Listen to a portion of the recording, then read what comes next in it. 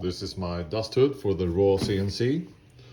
So it connects like this, like that, and then you take these nut caps and just put them like that.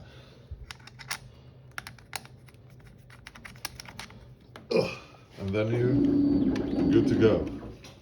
And if you have to adjust the height of the bristles, you take it off like that, like that.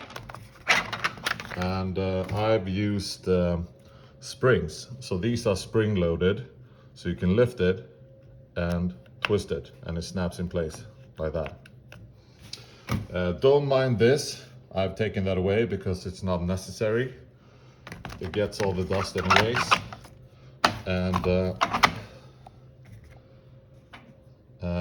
also this is my text. This is not on the version that I've uploaded.